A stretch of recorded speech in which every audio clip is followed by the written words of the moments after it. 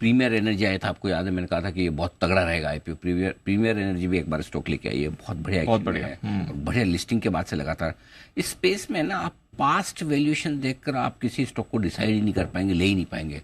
Similarly एक बॉन्डाडा भी company थी जिस पे हमने बात की थी, वो ईपीसी वाली कंपनी। आप रिजल्ट देखिए प्रेजेंट के, और अगर आप 1 साल 2 साल की ऑर्डर बुक हाथ में देखेंगे कि जिस तरह की ऑर्डर बुक है, मुझे एक ही रिस्क है इस पूरी स्पेस में कि अगर कोई गवर्नमेंट पॉलिसी चेंज हो जाए, जो कि होनी नहीं चाहिए, क्योंकि हम रिन्यूएबल एनर्जी की तरफ बहुत स्ट्रांगली जा रहे हैं। एक ग्लोबल प्रेशर है, दूसरा हमारा अपना पेट्रोल डीजल के लिए जो क्रूड खरीदना पड़ता है उसका बिल कम होता है। तो मुझे लगता है अगले 2-3 साल तो कहीं कोई पॉलिसी के आपके हाथ में गए नहीं, और उस हिसाब से कैपेसिटी आएगी करेगी तब भी है ना, ये जो फर्स्ट मूवर एडवांटेज इन कंपनियों को मिल रहा है ना, बहुत तगड़ा मिलेगा। तो मुझे लगता है कि इन आईपीओ में भी और इन कंपनियों में लिस्टिंग के पहले भी लिस्टिंग के बाद भी भरपूर एक्शन होता हुआ दिख रहा है, और ये एक्शन जल्दी से जाने वाला नहीं है।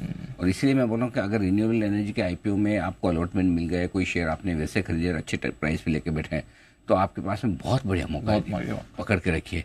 कोई आपके लिए सोलर पीवी और मॉड्यूल्स बनाने वाली कंपनी होगी, कोई आपके लिए सोलर एनर्जी जनरेट करने वाली कंपनी होगी, सबका अलग अलग काम रहेगा। लेकिन रहेगा जो चोपड़ा साहब या खेमका साहब, आप में से कोई इस पर कोई अपनी राय देना चाहें स्पेस में? सर अनिल जी, देखिए, मैं हमेशा से एक चीज़ बोलता आया हूँ कि India is a power hungry country, और यदि भारत को ग्रो करना है और 5 ट्रिलियन क्या 10 ट्रिलियन का इकोनॉमी भी बनना है और आगे बढ़ना है, तो उसके लिए बहुत ज़्यादा ऊर्जा की ज़रूरत होगी और बिजली की आवश्यकता होगी। मैंने कई बार टाटा पावर जैसी कंपनी को रिकमेंड किया, और मुझे लगता है कि ये जो रिन्यूएबल एनर्जी वाली कंपनीज़ हैं जो कि नई आई है, मगर ऐसे पावर क्षेत्र में बहुत सारी कंपनीज़ हैं, मैं पहले भी बोलता आया हूँ, जो कि मुझे पोटेंशियल मल्टीबैगर दिखते हैं।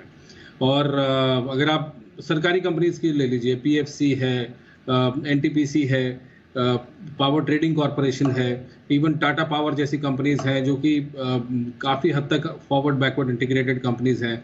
तो ये जो पावर रिलेटेड कंपनीज़ हैं या पावर डिस्ट्रीब्यूशन कंपनीज़ हैं, ये सभी बहुत ही अच्छा काम करेंगी। और नो डाउट जो दुनिया का अब जो रुझान है या जो बेंट है, वो रिन्यूएबल एनर्जी की तरफ ज़्यादा है, क्योंकि जो भी फॉसिल फ्यूल रिलेटेड एनर्जी है वो पोल्यूशन क्रिएट करती है और ये पोल्यूशन क्रिएट नहीं करती। एक और जो चीज़ मैं कहना चाहता हूँ कि अब जिस तरीके से सोलर पैनल्स की जो कॉस्ट है वो नीचे आती जा रही है, इवन जो बैटरी है लिथियम आयन जो आज तक यूज़ होती है, आगे बड़ी सारी टेक्नोलॉजीज़ पे काम हो रहा है, लिथियम आयन की जो कॉस्ट है वो भी नीचे आती जा रही है।